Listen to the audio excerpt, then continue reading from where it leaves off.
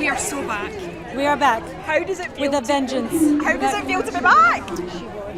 Oddly natural. Like, not this whole environment, because it's a little, but being together with the team, it just felt like everyone was exactly where they were supposed to be, when they were supposed to be. And why should people watch this on the big screen?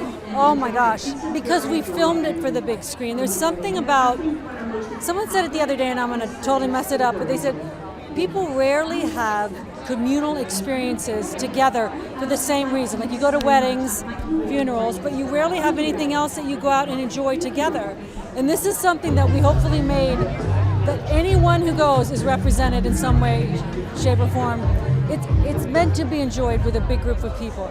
And just finally then, what is the secret to the magic of these films, and how exciting is it that you're welcoming a new generation to it? Yeah, well, look at the generation we're welcoming. Extraordinary actors, different enough to make it interesting, like Nick and myself, but just so prepared for it. They were absolutely prepared for it. We didn't have to tell them anything. We're like, go, you guys got this. And it was a pleasure to work opposite them because they gave you so much. They're extraordinary.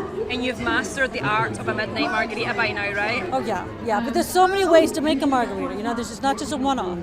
Different people have different flavors, different styles of shake, frozen, on the rock. It's a whole list of ways to make margaritas. So don't let anyone tell you that yours is the wrong way. It's whatever works for you. That's the way to go.